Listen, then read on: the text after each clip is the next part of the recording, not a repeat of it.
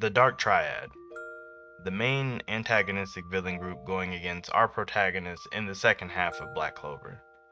They are comprised of the three siblings Dante, Vonica, and Zenon. Today we're going to be taking a more in-depth look at Zenon and how his parallels with Yuno and his Machiavellianistic traits may solidify his place as Black Clover's greatest villain. Zenon is the first Triad member we see.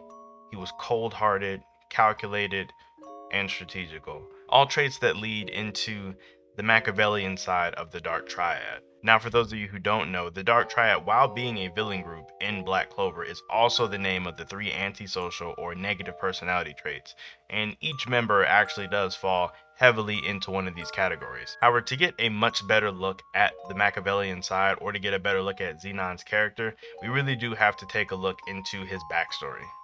Now, Zenon was bullied in his early years in the Spade Kingdom for having creepy bone magic. That is until he met Alan.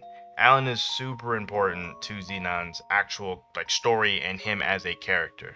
Alan was essentially, the easiest way to put it, was the Asta to Zenon's Yuno. Their relationship was very similar.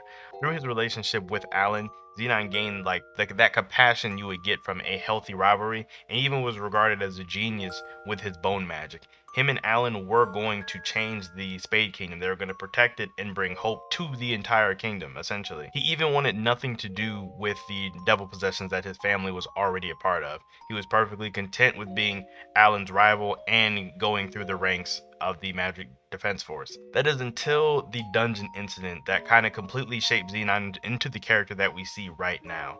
In a dungeon outside, or kind of on the outskirts of the Spade Kingdom, there was a devil.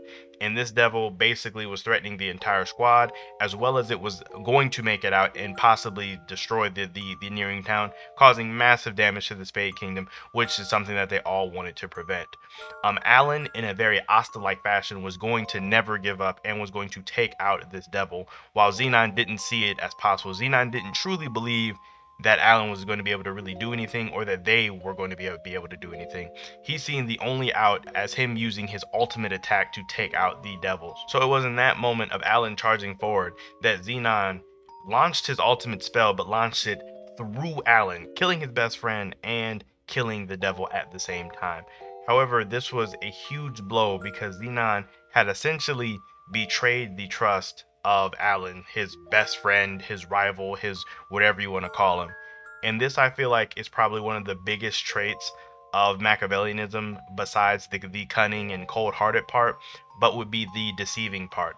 A lot of people probably wouldn't see Zenon as a deceptive character, since he's pretty straightforward in all of the interactions we see him with, basically talking to Yuno or even Dante. I guess those are the kind of the only characters we ever really see him talk to.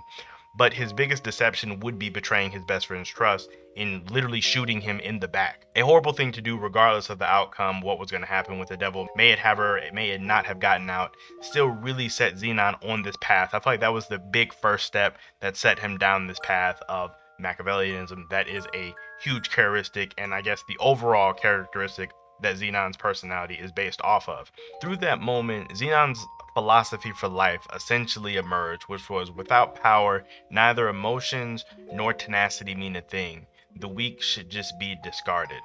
Overwhelming power is everything. So, with that being his main motto, he basically gave up on his dream the way him and Alan seen it, and decided to take the route that his family was going down, which is with devil possession, seeing as that would be the ultimate strength or the ultimate power.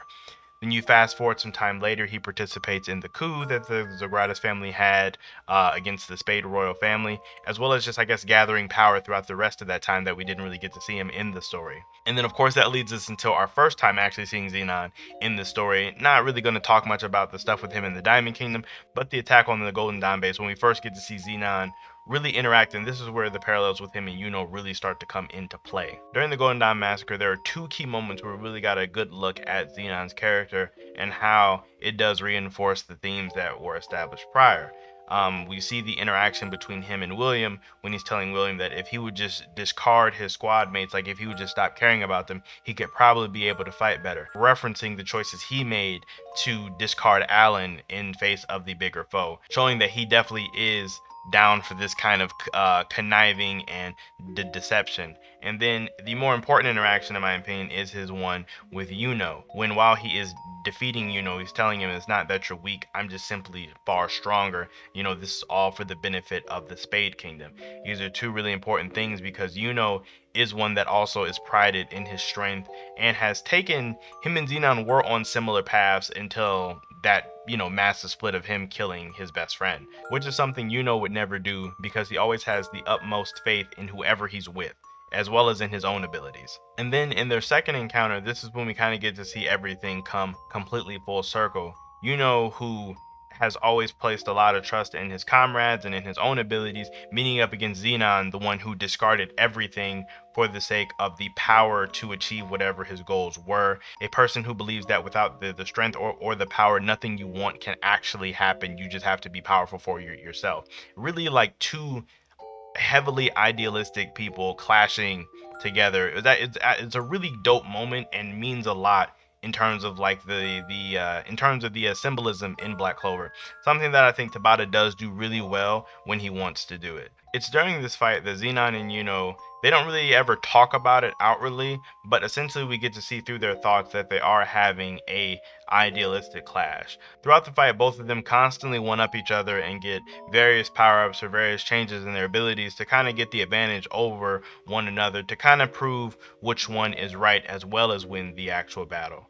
Zenon, who discarded everything for the sake of power to achieve his goals, and who has made all these various choices, such as siding with certain people, or saving certain people, or being in certain places at a certain time. For them both, every fight they've ever been in, as well as this fight right now, essentially validates every choice they have made, making them correct or right to themselves.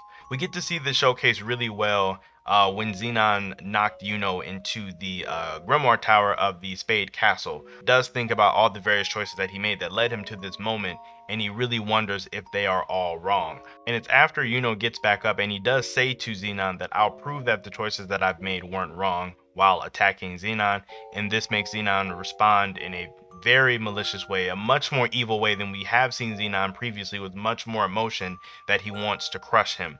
And right after that, saying, I'm the one who will win while clashing. This is super important to Xenon's character because this makes Zenon that much more amazing because we're getting him and his ideals fleshed out while simultaneously fleshing out I like this a lot because it's two characters that needed development, that their development is developing each other, which I feel like doesn't happen a lot in stories.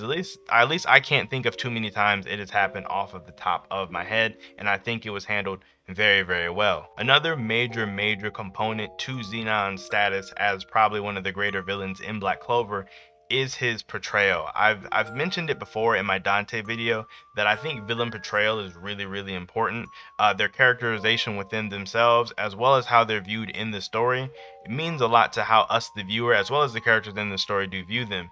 Zenon, for every time we seen him, as well as the characters in the story seen him, was always this unwavering powerhouse who never really lost all like that. Like Zenon, when Zenon showed up, he handled business. He didn't goof off like Dante and Vanica. Zenon was all business every time he showed up. Like whatever his job was, whatever his assignment was, he showed up to do it. Now this is really important because I feel like to be a good villain, you do have to have that sense of like undefeatability to you. No one really fears a villain that much that kind of loses all the time. This is kind of one of the major downfalls of Dante, is that we never really got to have that unwavering villain presence for Dante, seeing as in his very first appearance, while he did beat Asta, he lost the war. Whereas Xenon's first appearance, he did essentially kill half of the Golden Dawn base, as well as capture William and then scooped up Yami in the end. So Zenon had his whole presence thing down solid from, I want to say, his first portrayal all the way to the very end. I can honestly say I don't really think any other villain or antagonist in Black Clover supported their own characteristics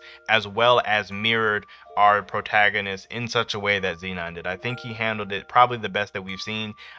Probably the closest thing I can see to this would be Veto. I did get similar vibes from that with his overall themes of despair, while Asta was the parallel of having the hope to overcome all of these things. I really did feel as Zenon did it better, especially because Zenon was definitely meant to be a villain, whereas any many of the elves were kind of meant to be somewhat redeemable once we found out the truth behind the elf incident. Now, I will say with the Zenon video, I definitely did take a different route than I typically do, because when I really look at Zenon's story, his story is actually really sad. He really just wanted to do the right thing, but he kind of just went about it the completely wrong way. And it's one of those things where Zenon isn't entirely wrong, and this sense of relatability, I think, is what also kind of pushes him to be a really good villain, because he does have a point in saying that without power, everything else is meaningless. This is somewhat true in the real world. If you don't have the power to make the things you want to happen, then they're not going to happen. So he isn't wrong on that front.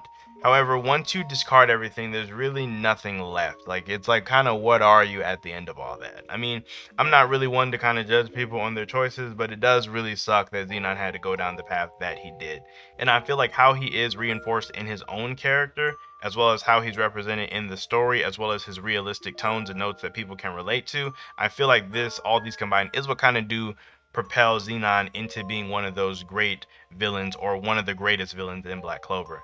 Now, I can understand if a lot of people may disagree with me, or they have a different favorite villain. That's totally fine. It's not a big deal.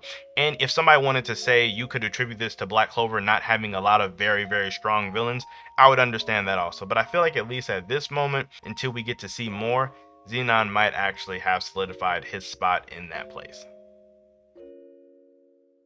Now, if you guys did enjoy the video, please make sure you leave a like down below, as well as subscribe to the channel for more content. Please let me know down below what you guys think about Zenon. Like, do you guys think he's Black Clover's greatest villain, or do you guys think that there are other ones that are better than him? And on a side note, if you could let me know how you felt about the more somber tone I took for the Zenon video, I'm just really curious to know how people feel about it. But aside from that, you guys enjoy the rest of your day, and I will see you all in my next video.